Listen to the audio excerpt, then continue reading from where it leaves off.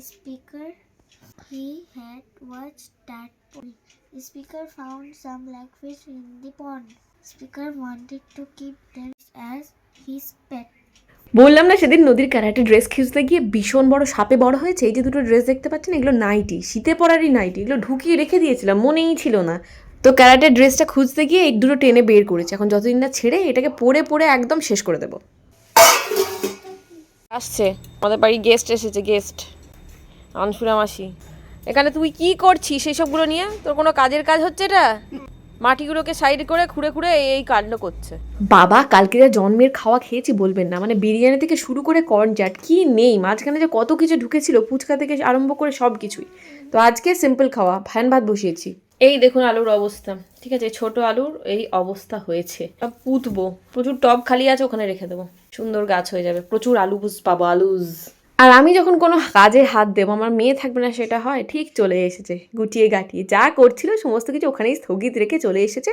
ও নাকি গাছ বসাবে। আমি দেখেছিলাম একটা আন্টিকে যে টবের মধ্যে আলু গাছ বসিয়ে এতগুলো আলু হয়েছিল না, তো তারপর থেকে ইচ্ছে ছিল আলু গাছ বসানোর। আর যখন আলুর গাছ এমনিতে বেরিয়ে গেছে, ওটাকে আর ফেলবো কেন, যেদিক দিয়ে খুশি পুঁতে দেবো, 4-5টা করে আলু গাছ হয়ে যাবে। আলু শাক খেতেও কিন্তু ভালো লাগে। যতগুলো টব ফাঁকা ছিল প্রত্যেকটা দুটো করে আলু পুঁতে দিয়েছি, তার সাথে এই যে এই লাইনটা, এই লাইনে সারি সারি করে আলু গাছ পুঁতে দিয়েছি, দেখি কতগুলো হয়। আজকে আমাদের দুজনে কমফর্ট ফুড দেখুন। আর এখানে ফেনা ভাত, আলু ভাতে লঙ্কা দিয়ে মাখা। নদীর এখানে ফেনা ভাত ঘি দিয়ে, লঙ্কা তেল দিয়ে, পেঁয়াজ দিয়ে আলু ভাতে মাখা, সাথে হাফ বয়েল ডিম। আমি আজ সোমবার হাফ বয়েল ডিম খাবে না, ও খাবে। কেমন ভাত? Good evening everyone, good evening everyone. নদীকে পড়িয়েই মাত্র উঠলাম, কালোর ম্যাথস এক্সাম আছে, মানে ক্লাস টেস্ট আছে। তো এখন বাজে 7টা। আমি ভাবছি একটু পাওভাজি বানাবো, গরম গরম পাওভাজি বানাবো। কারণ পাওভাজির ওই পাওটা কিনে এনে রেখেছি, তো বানানো হয়নি। দেখি নিচ থেকে সবজি কবজিগুলো নিয়ে এসে একটা সিটি ফিটি মেরে দিই, দিয়ে একটা পাওভাজির মতো বানিয়ে দিই কিছু একটা। কি সিটি মার? এরকম করে মারবো সিটি।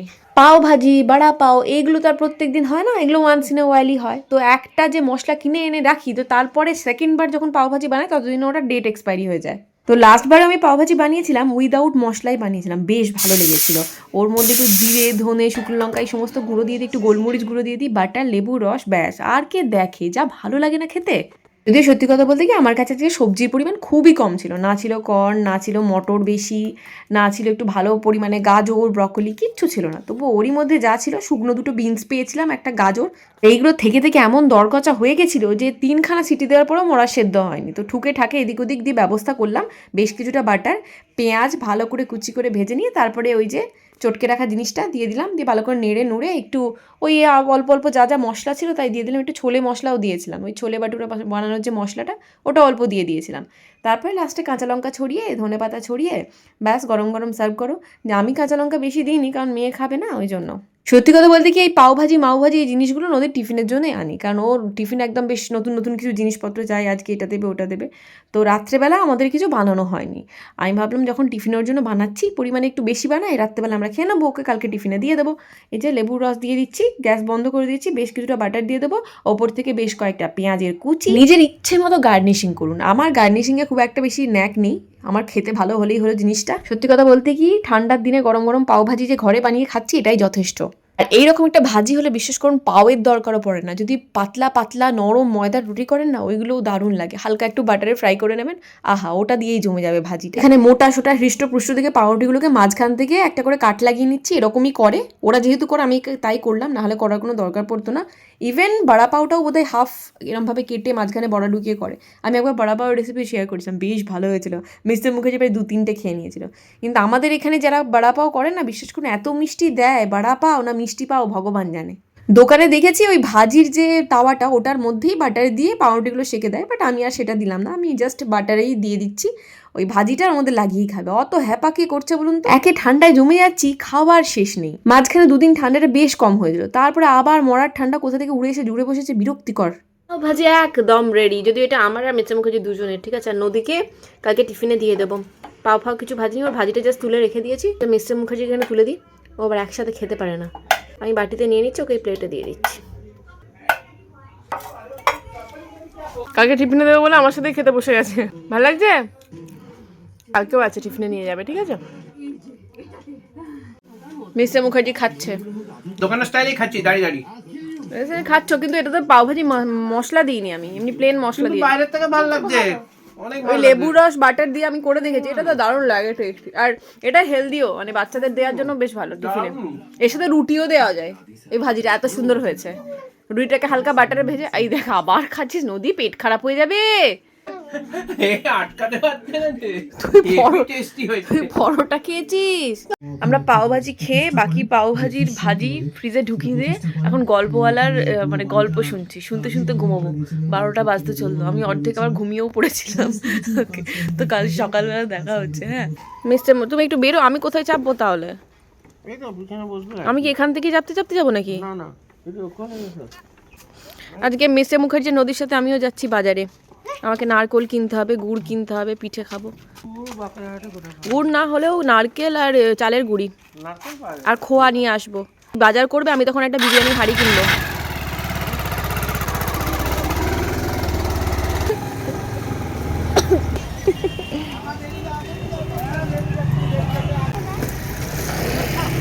ওকে, নদীতে তুলে দিয়ে দিয়েছে, এরপর আমরা যাচ্ছি বাজারে গুড় আনতে, চালের গুঁড়ি, নারকেল সব।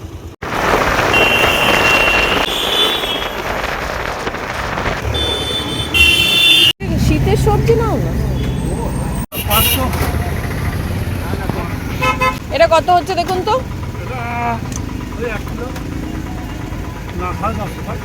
শুধু 500 দিন। ছোট থেকে মাঝারি সাইজের সবসময় নেবে, বেশি বড় নিও না, নষ্ট হয়।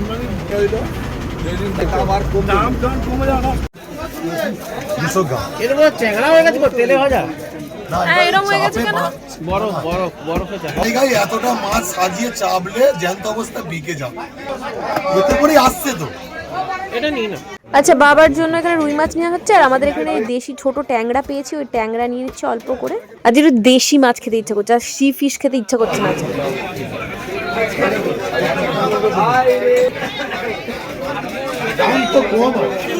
এই সাইজটা নিচ্ছি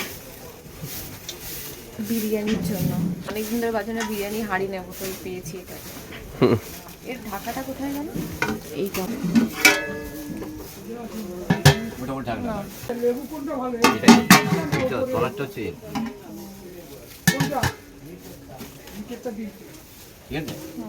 এটা কিরকম প্রাইস আছে? এটা 16 নম্বর সাইজটা হচ্ছে 16 নম্বর। না এইখানে দাম নেই। না, বিরিয়ানি হাঁড়ি প্যাক করা হচ্ছে। কত বড় সাইজ দেখো। হ্যাঁ এরকম করে বড়। না না, ওইটা বলছি না, আমি বলছি এতটা না হলে হবেও না, এতজনের বিরিয়ানি অসুবিধা হয় না প্রচুর। আমরা এবার ফলের দোকানে এসেছি নারকল নিতে, এই যে হাঁড়ি নিয়ে নিয়েছি, চাল গুঁড়িয়ে হয়ে গেছে, সব হয়ে গেছে। তিনটে দেবে, তিনটে। আরে কালকে তো হচ্ছে পৌষ সংক্রান্তি, কালকে দিনে পিঠে পিঠে হবে, তো পিঠের জন্য আমি চতুর্দিকে গুড় মানে খুঁজে খুঁজে পাগল হয়েছিলাম। আমাদের এখানে বাঁকড়াহাটে গুড় অখাদ্য, চিনি মেশানো। তো সুলতাদিকে বললাম, সুলতাদি ওখান ওদের বাড়ির ওখান থেকে ঝোলা গুড় এনে দিয়েছে। দারুণ গুড়। এখন দেখি খেয়ে কিরকম গুড়টা। জানি তো। বিরিয়ানি হাঁড়ি চলে এসছে, এবার বিরিয়ানি বানাবো আর খাবো। এখানে ফুলকপি পাতা, মিস্টার মুখার্জি অনেকদিন ধরে বলছিল পাতা বাটা খাবে, যেহেতু ওর আজকে মঙ্গলবার, ও তো মাছ খাবে না সেই জন্য। আর এখানে এই যে ফুলকপিটা কর্মকার কাকু দিয়ে গেছিল, এই ফুলকপিটা কয়েকটা ডাল ওকে ভেজে দেওয়া হবে, আর সয়াবিনের তরকারি হবে। আর সয়াবিনের তরকারি যেহেতু নদীও ভালোবাসি, তাই আর রাতে রুটির জন্য কি হবে, সয়াবিনের তরকারি রেখে দেবে, আর সয়াবিনের তরকারি বেশ মাংসের মতো করে করবো। ঠিক আছে, তো এখন আগে এগুলো পাতা বেটে নিই। কাঁচা লঙ্কা কোথায় গো? আচ্ছা, এর মধ্যে আমি 3খানা কাঁচা লঙ্কা দিয়েছি, দিয়ে ফুলকপিটা একটু বেটে নিই, পাতাগুলো, সরি। কালো জিরে দিলাম অল্প করে, রসুন বাটা, এবার পাতাটা দিয়ে দিচ্ছি।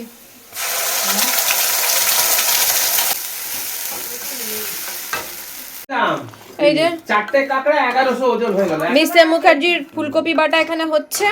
এখানে ওই সয়াবিন আর ইয়ের জন্য কি যেন, মাছের জন্য পেঁয়াজ বেটে নিয়েছি, এখানে আদা, জিরে আর কাঁচা লঙ্কা বেটে নেব। এটা কি ফুলকপি বাটাটা তেল দিয়ে করছো তো? হ্যাঁ, লাস্ট তেল তো দিয়েছি, লাস্টে আরো কাঁচা তেল যাবে। ও তেল দিয়ে ভাজতে হয় পুরো, দেখেছি হ্যাঁ, আমরা। ওটা ভাজতে হবে তো, এখন তো জলটা মরছে শুধু। হ্যাঁ। ফুলকপির পাতা ভর্তা একদম রেডি, এরপর শুধু কাঁচা তেল ছড়িয়ে দেবো একটু, ব্যাস। এখানে মাছগুলো ধুয়ে রেডি আছে, আমাদের ট্যাংরা মাছ আর বাবার জন্য রুই মাছ। নুন হলুদ মাখিয়ে নেব, নুন দিয়ে দিলাম, নুন হলুদ দিয়ে দিচ্ছি। আর সুলতাদি বললো যে ট্যাংরা মাছ ভীষণ ফাটে, সেই জন্য একটু তেল দিয়ে দিচ্ছে যাতে যা ফেটে আবার আমার এই সুন্দর মুখে আরো 12টা বাজিয়ে দেবে। এমনিতেই তো ভীষণ সুন্দর মুখ আমার। তু হ্যাঁ কর ইয়া না কর তু হ্যায় মেরি। আচ্ছা, চটকা চটকি কমপ্লিট। এরপর এগুলোকে ভাজবো, ফ্রাইং প্যানে ফ্রাই করবো। কড়া গরম হয়ে গেছে, এবার দিয়ে দিচ্ছি তেল। আমি এবার ভীষণ রিস্কি কাজ করতে যাচ্ছি, ট্যাংরা মাছ ছাড়তে যাচ্ছি। হে ভগবান রক্ষা করো। সব শুধু ঢেলে দেবো একসাথে? অত ভয় করলে না। এইটা হচ্ছে একদম মানে পুরো একদম মাটিতে উইদাউট এনি সার হরমোন প্রয়োগ করে এই ফুলকপিটা হয়েছে, সেই জন্য মিস্টার মুখার্জির এত ইন্টারেস্ট এই ফুলকপির ওপরে। তো আমি এটাতে নুন আর হলুদটা মাখিয়ে রেখে দেবো, ভাজা হবে।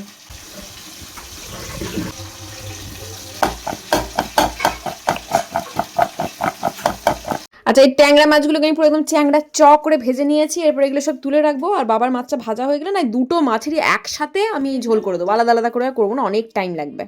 আর যে রুই মাছটা নিলাম, ওর পেট থেকে এত খানা তেল বেরিয়েছিল, আমি ভাবলাম যে এটাকে ফেলে দেবো, বেকার, এত শীতের সবজি আছে, বেশ ভালো করে বড়া ভাজা যাক।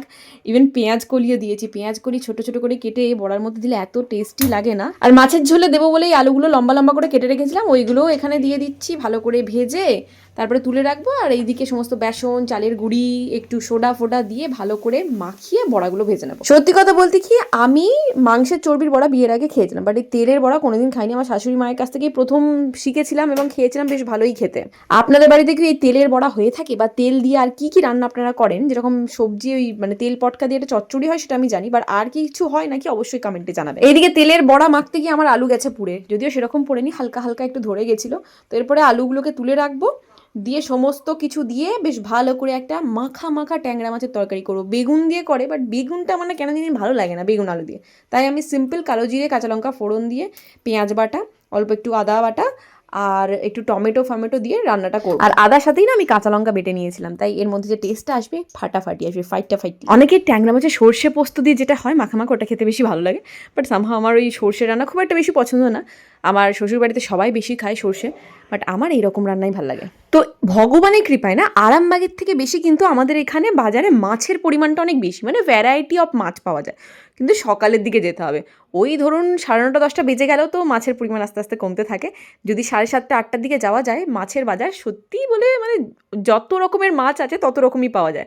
চিংড়ির ভ্যারাইটি দেখলে মাথা খারাপ হয়ে যাবে, ছোটো বড় মেজো সেজো সব ধরনের চিংড়ি আছে। আর অবাক হয়ে যায়, প্রত্যেকটা মাছই কিন্তু জ্যান্ত, ইভেন কাঁকড়াগুলোও জ্যান্ত। তাই মাছের টেস্টগুলো আমার ভীষণ ভালো লাগে। ইভেন ওনাদেরকে টাকা দিলে, একটু এক্সট্রা টাকা দিতে হয়, 10-20 টাকা দিলে ওনারা মাছগুলো খুব সুন্দরভাবে ছাড়িয়েও দেন। তো আজকাল বাড়িতে মাছ ছাড়িয়ে রান্না করাটা একটু চাপের, মানে অনেক টাইম লেগে যায়, অত সময় কারোর হাতেই নেই। তাই ওখান থেকেই আমরা ছাড়িয়ে কেটে কুটে বেটে একদম সুন্দর করে নিয়ে আসি, বেটে না মানে বেঁধে। আর এই যে তেলের বড়াটা দেখছেন না, প্রত্যেকবার যতই চেষ্টা করি না কেন এটা একটু কালো হবেই হবে, কারণ এত নরম থাকে জিনিসটা। যাই হোক, এখানে ঝোল ফুটে গেছে, এরপরে মাছ দিয়ে দেবো, বাবার ওই একটা রুই মাছ আর আমাদের দিয়ে দেবো ট্যাংরা মাছ। এখানে ট্যাংরা মাছ বেগুন ছাড়া শুধু আলু দিয়ে মাখা মাখা তরকারি রেডি হয়ে গেছে, কিন্তু পড়ছে না কেন, কি প্রবলেমটা হচ্ছে? আমার হাত বেঁকে যাচ্ছে তবু এই কড়া থেকে পড়ছে না। আমার মাছের ঝোল একদম রেডি, ধনেপাতা কাঁচা লঙ্কা দিয়ে। রান্না বান্না কমপ্লিট হলো 12টার সময়, ঠিক আছে। একটা টাইমে রান্না শেষ হলো, এবার শুরু হবে পিঠের চব্য। সন্ধ্যেবেলা থেকে পুর বানাতে বসবো, কালকে পৌষ সংক্রান্তি, মানে কালকে পিঠে হবে, বাট পুরটা আজকে থেকে রেডি করে রাখবো, নাহলে কালকে সব মানে সম্ভব হবে না। মাঝখানে নদীর এক্সাম চলছে, পড়াশোনা করাতে হবে না, এই জন্যই। ঠিক আছে, তো আজকে ব্লগটা এখানে শেষ করছি, কালকে নতুন ব্লগের সাথে দেখা হচ্ছে। ভালো থাকবেন, সুস্থ থাকবেন, সবাইকে ভালো রাখবেন, বাই বাই।